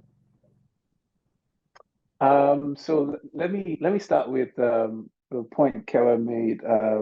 Thanks for the shout out, but we are partnered with the entire pension industry. The pension industry is one jealous industry, so mentioning one player over the other might you don't know who is in the audience, so I just need to quickly put that disclaimer before there's quarrel on Monday morning. But yeah, so the metrics, you need to, for every business, it's the metrics that push them, drive them are different. For instance, we just realized that Uber, for instance, just went profitable in the last quarter or so.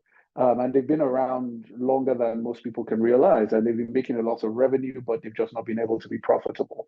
And every business must prioritize and must know its own unique metrics. For us at our bar, we borrow the leapfrog principle of profit with purpose.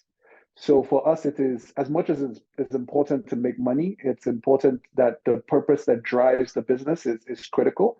So we have a service which, and the biggest metric for us is transactions per customer. And while, of course, on the face value, this seems like an entirely profit-driven metric, it is one that is driven by purpose also, because we have a bundle for 2,000 Naira, which gives gig workers pensions, health insurance, life insurance, and accident cover. So every time somebody buys a value bar bundle every month, the person has saved into their pensions account. They buy it at the same time they have taken care of themselves health-wise. So they have health insurance cover for that month. They've protected their family at the same time because they've paid into their life insurance premium. And at the same time, if they're going out, they have accident cover. So it's multiple covers on the same one transaction. At the same time, we make money. You get. So for us, it's not so much all this, fancy metrics, that, people see like Google app downloads. I don't think it's fancy, but for us, it will be fancy because most of our customers use POS terminals. So we're thinking more, instead of, driving app adoption, we're spreading POSs across the country right now. So for every business is different, and you need to know what is critical for your own business and, channel it across in that conversation also. And then to your second question, in how businesses can harness digital technology, I don't think there's any business in the world that cannot be technology enabled. Even things like space travel. You find Elon Musk even, trying to tech it in a certain way, right? So I think every single thing in the world can be technology enabled. But I think what the problem is for people like us.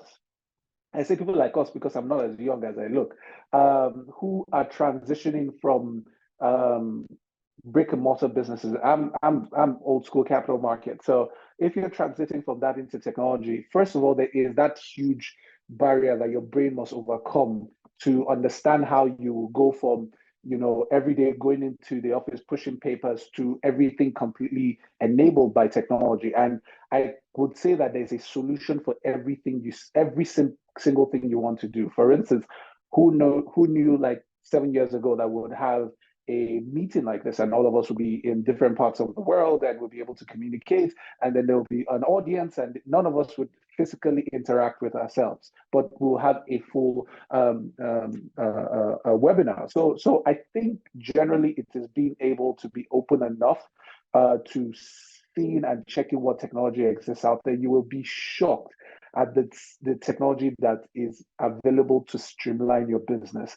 I mean, we just deployed a solution a couple of weeks ago that basically monitors our platform. I did not believe that. I mean, I'm coming from outside technology. It's so because we want to be able to tell when there's downtime. So before customers are telling us that your systems are down, this system monitors our platform and basically sends us an alert that, oh, this has happened on the system right now, this clogged, so fix it right now. And I mean, that just is mind-blowing to proportions for me. So I believe there's nothing that is out there that you're looking for that you can't find the technology perspective. But I think also it is to be able to open ourselves to webinars and the technology ecosystem. There are people doing fantastic things in the ecosystem right now that you should be able to take advantage of. I think that answers it. Thank you.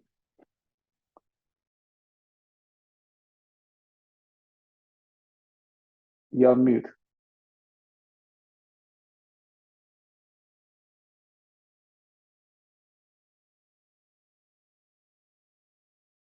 You're still Sorry, muted. I'm still on mute. Sorry, Adebayo, are you there? I said, Buki, you've been drinking enough water preparing for my question. So just, I'm here. just go on. So let me ask this. How can businesses navigate regulatory challenges and bureaucratic hurdles? We know Oswald mentioned things about we're not going to seek. And then the second one will be, as the tech landscape evolves, how can startups adapt to accommodate emerging technologies, looking at different industries and fostering partnerships? Okay, navigating regulatory challenges.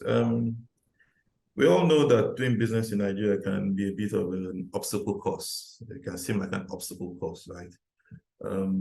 But also mentioned something when we were starting that, if you read this act alongside the Ease of Doing Business Act, it is such a powerful complementary platform that, I mean, I remember when I first read that Ease of Doing Business Act, I was so excited.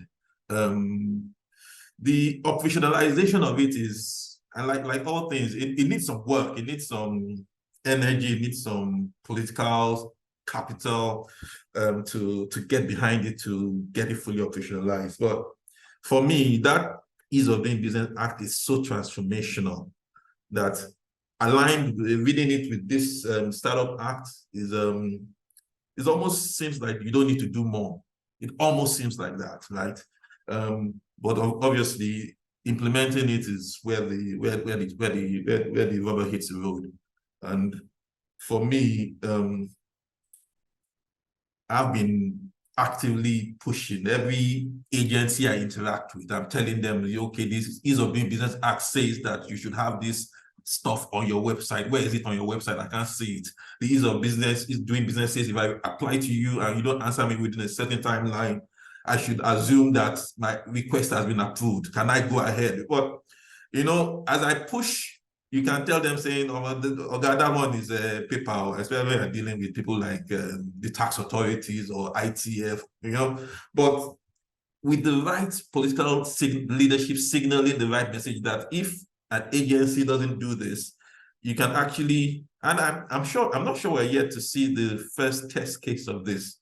And you're just testing the efficacy of, if you don't approve it, I take it as approved and I move ahead. That would be interesting to see.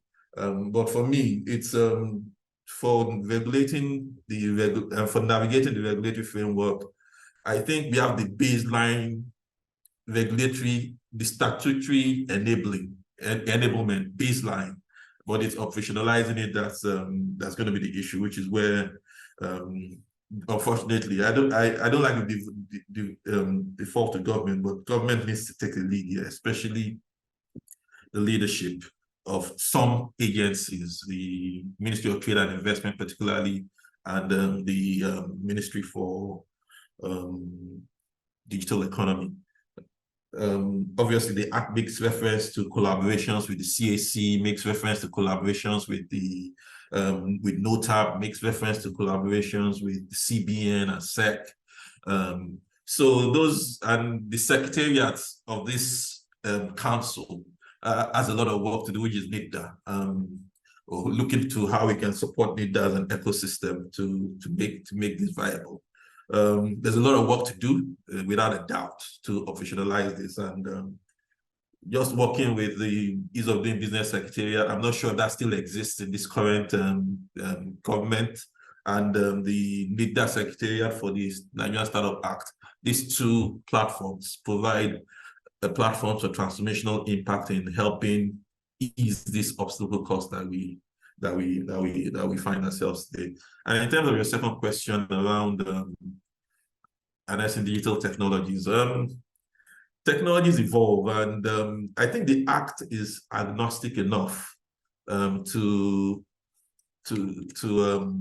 cater to any technologies that may come, be it blockchain, be it AI, be it quantum computing, and the likes. Those are the hallmarks of good legislation. You don't build legislation to fit a certain thing. You build it to be applicable across and as agnostic as possible. So I think the Act is appropriately agnostic, and almost any technology platform or any emerging technology, as we call it, that comes on board would find a place to play. Thank you. Thank you very much, Adebayo. So, Buki, I hope you're ready for me now. You drank enough water. I'll take it from what Adebayo just said, and then we'll break it down. I'll break it down into two parts. The role of mentorship and incubation programs, which has to do with the ecosystem as a whole. But piggybacking on what Adebayo said and what you said earlier in terms of collaborations with the likes of ICANN, MBA, do you think those associations would also require some form of mentorship and coaching to better understand the system as you drive into the mentorship and incubation programs that you provide, that is provided for startups within the ecosystem? Okay, so I think your question is twofold. You're talking about the organizations who we work with, the associations that we work with. So first of all, definitely they need forums like this to be able to better understand how to look after us. And when I say us, I speak about my community, the founders and those of us who are just who are working in tech, in the tech space. But specifically, something that I say to a lot of tech founders is that we all need mentorship. I'm a mentor, and I also mentor on several programs, especially Get Funded Africa program. You see, as a tech founder, you want investment of millions of dollars, and you obviously, hopefully, want to grow to become, in 20 years, 10 years, 20 years, 25 years, want to grow to become $100 million company. You don't know everything. So the first things first is that if you missed, attending an incubator, there's accelerator programs. If you missed attending accelerator programs, you can join a venture studio. If that's not available, you can pay for an investor readiness program. I cannot stress it enough that anybody who wants to be taken seriously in this industry should go through one of such kind of programs. Because the kind of money that we're looking at, the kind of business that we want to grow, you know, in my community the other day when we had a mixer, somebody says, you know, the next Elon Musk is probably amongst us here. The next Alex Ohanian is probably amongst us here. Some people laughed, but laugh if you want, but these guys are going to be big. So the first things first is go and attend some kind of program. And if you cannot get into and if I talk about mentorship, but I want to be specific about what mentorship I mean, structured mentorship. Even the global talent visa application process makes mention of it, like people applying for that visa. Like, have you been a mentor? Give evidence that you've been a mentor. Yeah, but structured mentorship. Structured mentorship in the sense that, you know, somebody's checking up and giving you milestones and footsteps that you must take to progress on a weekly or a monthly basis or anything. These things are 3 months or 6 month programs. What is 3 months or 6 months out of your life if you're trying to build a company that's going to outlast you when you leave this earth? It is so critical for me, you know. And then another example to give is that during the week, I'm going to use an example from my community. We had a program during the week. We had a masterclass where we brought Doc Nato of Wella Health to come and speak to some people, and we charged a lot for it. And you know what Doc Nato said? If they're serious, they'll bring out the money to pay for it. And we had some feedback like that. Some people said, wow, this amount of money for somebody that's going to be looking for $1 million, they'll regularly pay. And people paid and they attended the masterclass. So my advice to people, always look for some kind of structured mentorship, venture studio, accelerator program, incubator program. If you came into tech as old as I was when I did, then find mentors who have done it before, who can hold your hand and walk you through, you know, the next phase of your business life. Thanks, Wade. Thank you very much, Buki. And also, I'm coming back to you. You started this off, and I guess you're going to end the this part also with you. What measures need to be taken by startups to focus on long-term viability and stability? Which something that Buki just mentioned now. Many of the founders in Africa don't outlive their businesses. What are the key things that we need to take away to understand how we can create a next generation, even if it's not family members, that would take your business and you'll be smiling in your grave when you're gone? Smiling in your grave when you're gone. I think a lot has been said. I think one of the things we have to understand about conversations like this as the act is that there's a composite body of information that has been shared that sort of answers all these questions and answers this particular question you just asked. I think, you know, being an entrepreneur, one of the things you intend to do is create value. And in the very first instance, you're trying to create value that will feed you. And even in the action of stepping out to start your own company is a statement to the world that this idea you have will sustain you. I think one of the things that shifted over the last couple of recent has been more of the drive to build for valuation as opposed to build. I don't know what the opposite of that would be, right? You know, we're building for valuation, building for growth, as opposed to building for sustainability. I don't know if that's the right way to put it. I think I'm still forming that thought. I started a company as far back as 2007, and I had no idea of valuation, and I don't have any investors in my business other than myself and my business partner.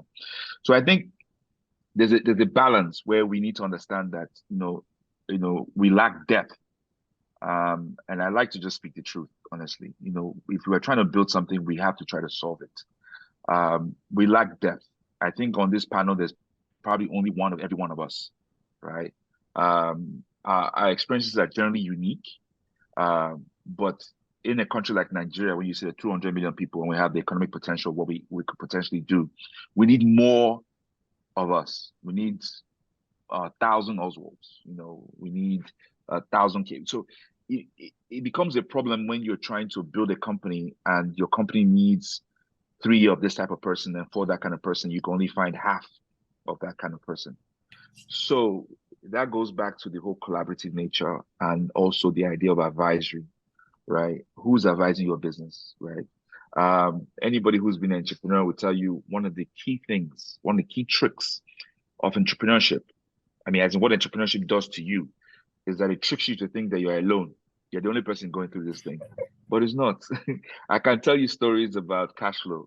There was a point when cash flow was this bad, and it was only 20 million. Oh my God, I'm going to kill myself. It gets to a point where the cash flow problem is now in the hundreds of millions. And you're like, oh my God, I'm going to kill myself. You're still the same person, right? And there's somebody out there who's doing 3 million cash flow problem and they're going to kill themselves.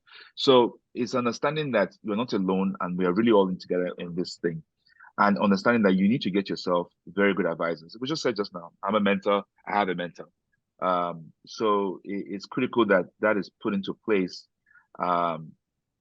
to help our business grow, right? There are a number of stories out there that was also mentioned of bad behaviors in both the VC side and the founder side, which just makes it worse for our future growth because we reduce the trust in the environment and we're not able to bring funds in or have local investments happen for future startups who are going to have very, very amazing ideas, right? It's a valid statement when you look into a room and say the next person, is in this room.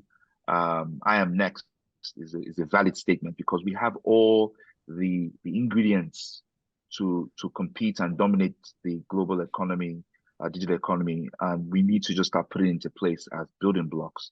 There was a question asked, which I think was very important, by asking where is our Delaware? We have to understand something.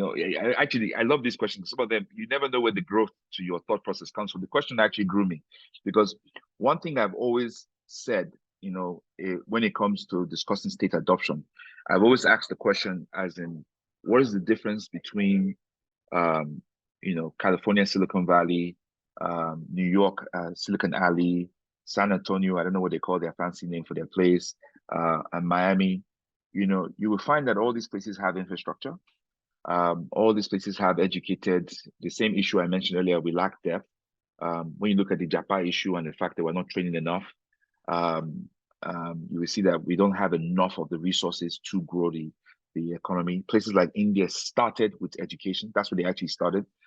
You will hear people talk about IIT, and you run into Indians in America. They went to this one school. You see they all came from the same place.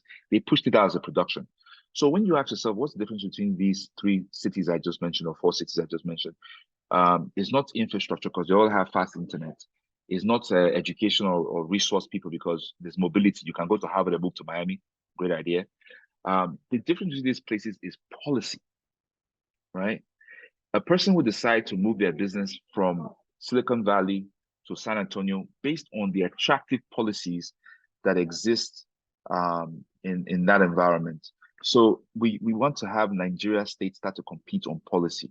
We want Nigerian states to start creating policies that make that state attractive to become that Delaware, right? And even the policies that attract, it becomes now a growth, right? The policies that attract your business to a state may not be the policies that attract you to register your business to a state. Delaware, I know Delaware very intimately. Anybody who reads my bio will know that I went to school there. Is under 1 million people. I think they just crossed 1 million people. And not to give my business out there, but I'll tell you, recently I got a check because I'm a resident of Delaware, by the way. So thank you all the people who are registering. I thank all of you. Please continue. No, please stop, right? Let's try to get Nigeria right. I recently got a check that said they have a budget surplus. What's the budget surplus for? Because all of you are registering and paying taxes there, right? So that state has now benefited to a point that they can give their citizens money back. As in, here is money back. It wasn't a lot of money, $200 and something, but hey, it's money, right? That is given back to me because everybody else has registered their companies there. And it's not just Nigerians, people in the entire world, all of America, most top banks, all registered in Delaware. Delaware registered company. It's a thing. So that state has managed to create a product, which is just registration, right? So that is where we come from when we say we need to get our states to now start competing on policy. So to bring that back to your question, is about creating the right ground for us to be able to plant our great ideas and thrive. We're having these great ideas. They're getting started, but we're beginning to notice that thriving is the next thing to solve for. And that's where the StartUp Act comes in. The StartUp Act is intended on creating enabling environments. Creating enabling environments means actually helping the soil to support this tree that you're trying to grow. So it is upon all of us to ensure that we understand what the act says, see what parts of the act actually we're interested in, and help drive those portions of the act. I mean, governments are just people, right? So if you see the massive change of government, I've said this before and I'll repeat it, in almost every state, a new government has come in, new commissions have come in, new essays have come in. We all know who they are, right? In Lagos, Tubosun, great, fantastic guy doing amazing things. Lagos is now a commissioner. So we push our relationship with him to ensure that Lagos State does the right things that will help enable your business.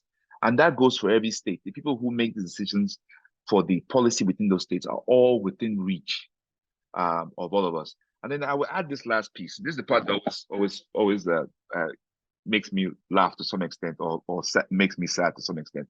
A couple of months ago, I gave a talk in Abuja, and the room was filled of young people who are young potential founders or founders. And I said to them, I said, look, as I haven't spent my time in government, I know how it works. It works just like a business will work. The idea that goes into a policy statement comes from a junior person. In an investment bank, you say it's an analyst or an associate. It goes up the channels. So that idea, that bad idea you hate, actually starts with somebody your age mate, right? That person is also a 24-year-old person, and they went to school with you. You guys may have diverged somewhere. You're now a startup founder. He's not a government person, so you don't hang out together. My question to you is why? I have sold in Nigeria for close to 20 years. I know relationships is everything. So just imagine a situation where you, a 24-year-old person trying to do a startup, are influencing ideas in policy space at the very bottom level, because you are now interacting with that also 24-year-old person who works at NIDA. It's just an idea, right? So the idea of sort of bifurcating, ourselves, oh, he's government and private sector, is part of the problem, right? We need to collaborate. We need to engage each other at all levels to solve this problem. Thank you very much. Thank you very much, all our guests and all our speakers. Samuel, back to you for the Q&A session briefly, if there's so many questions pumping in. Thank you very much, Yade. And interestingly, we don't really have questions that have not been addressed. Our panelists have really been so gracious to be very engaging during the chat session, and we've been seeing a lot of responses and whatnot. So that's really nice. And of course, if there's really any more question, you can always send it to us at Nairametrics, and we'll compile them, get responses from our panelists, and then publish them so we can be well informed. But on that note, Yade, we are really far behind our time. You can definitely go ahead with the closing remarks. Thank you. Thank you very much. I'd like to thank Kewe in no particular order, please. As I'm looking at the people on my screen, so I just go from left to right. Kewe, thank you very much for joining us. Oswald, we had to wake you up at 5 a.m. Thank you for taking out the time. I can see daylight coming out behind you. Buki, great talking to you. Like you said, it's important that we all, not just those in that ecosystem, but those outside the ecosystem who are going to help advise, like the accountants and all. Adebayo, listening to you was mind-blowing, because really, I think at the end of the day, we all speaking here should give back to, as part of our own corporate social responsibilities that we have been doing, and create wealth, because when we create wealth, you have new customers coming in. Tunji, thank you very much. It was great, listening and understanding how you've driven your business and understood the metrics that drive them. On that note, I'd like to thank all our listeners and all those who joined in. Nairametrics, this is our second industry and investment outreach, and today we featured the tech eco space. This comes up once every month, on the third Saturday of every month, once every month. But during the week, you can join us on our Twitter Spaces on Tuesdays and Thursdays at 6 p.m. Don't forget to download our app, Nairametrics. Join us on Clubhouse Spaces on Saturdays when we're not having the industry focus. And usually just follow Nairametrics on all our platforms. Read our articles on the website. Follow us on Twitter, Instagram, and all. Thank you to all the people at the back, and Ogiva, Tolu. Thank you, Samuel, once again for taking that mantle and doing a great job. My name is Wade Ahime, and have a great rest of the weekend. Thank you very much.